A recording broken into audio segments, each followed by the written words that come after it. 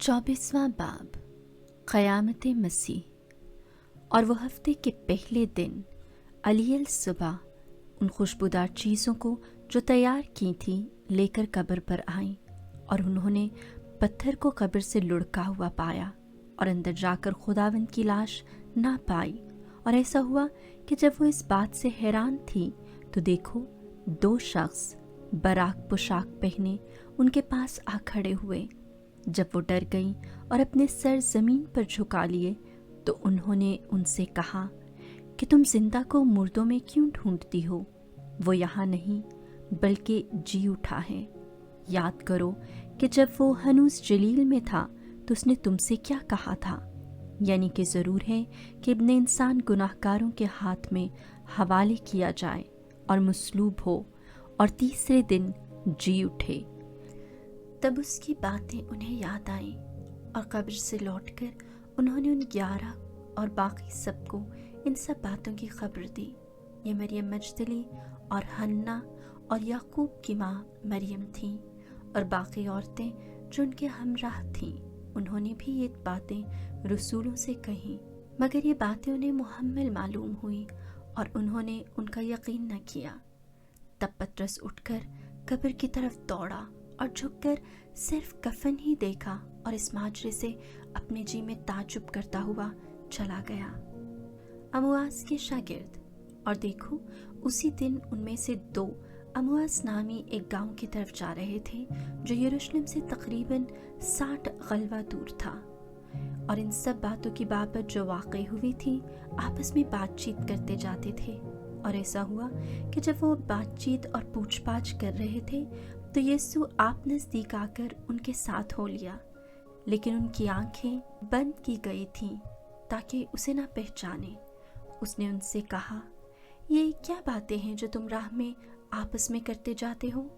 वो गमगीन से खड़े हो गए और उनमें से कलावपा नामी ने जवाब में उससे कहा, क्या यरूशलेम में तू ही एक मुसाफिर है और फ़कत तू उन बातों से ना वाकिफ़ है जो इन दिनों में वाक़ई हुई हैं? उसने उनसे कहा, कौन सी बातें?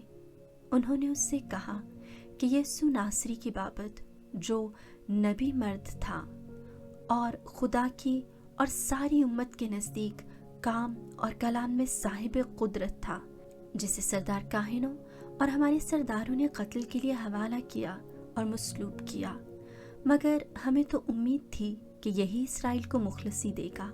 और इन सब बातों के अलावा इन वाक़यात को आज 3रा दिन हुआ है और हम में से चंद औरतों ने हमें हैरान कर दिया है।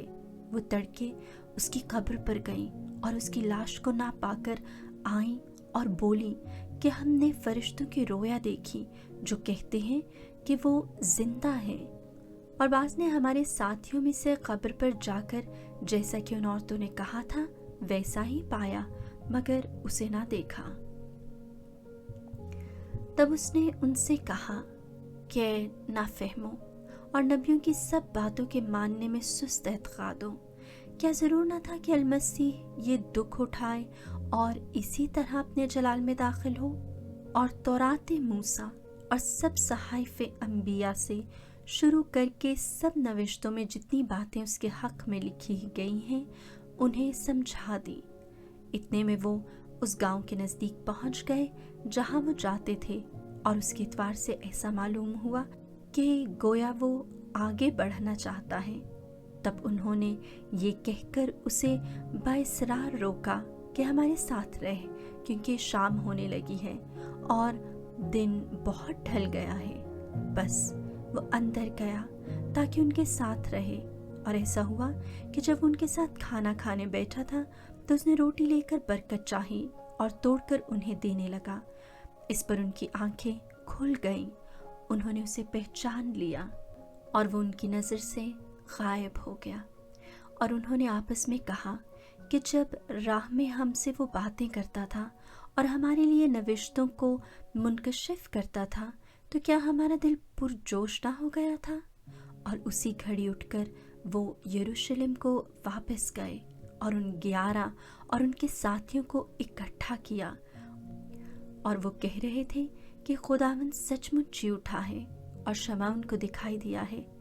तब उन्होंने सब कुछ बयान किया कि राह में क्या हुआ है और क्यों कर उन्होंने उसे रोटी तोड़ने के वक्त पहचाना। ज़हूर मसीह। और वो ये बातें कह ही रहे थे कि यीशु आप उनके बीच आ खड़ा हुआ और उनसे कहा, तुम्हें सलाम। मगर वो घबरा गए और खौफ खाकर ये समझे कि किसी रूह को देखते हैं। मगर उसने उनसे कहा, तुम क्यों घबराते हो और तुम्हारे दिल में शक क्यों पैदा होता है? मेरे हाथ और मेरे पाँव देखो कि मैं ही हूँ। मुझे छू कर देखो, क्योंकि रूह के गोश्त और हड्डी नहीं होती जैसा मुझ में देखते हो। और ये कहकर उसने उन्हें अपने हाथ और पाँव दिखाए। और जब खुशी के मारे उन्हें तब भी यकीन न आया और ताज्जुब करते थे, तो उसने उनसे कहा कि क्या तुम्हारे पास कुछ खाने को है? तब उन्होंने भुनी हुई मछली का एक कतला उसे दिया।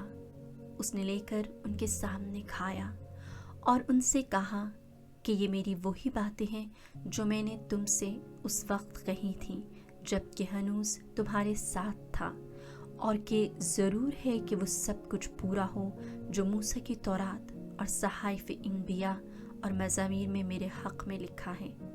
तब उसने उनका जहन खोला ताकि नविश्तों को समझें और उनसे कहा कि यूँ लिखा है कि अलमसीह दुख उठाएगा और तीसरे दिन मुर्दों में से जी उठेगा, और यरूशलेम से शुरू करके सब कौमों में उसके नाम से गुनाहों की मुआफ़ी के लिए तौबा की मुनादी की जाएगी। तुम ही इन बातों के गवाह हो। देखो, मैं अपने बाप का मऊद तुम पर नाजिल करूँगा जब तक तुम ऊपर से क़ुव्वत से मुलब्बस ना हो शहर में ठहरो। साऊद मसीह। तब वो उन्हें बाहर बैतनिया की तरफ ले गया और अपने हाथ उठाकर उन्हें बरकत दी।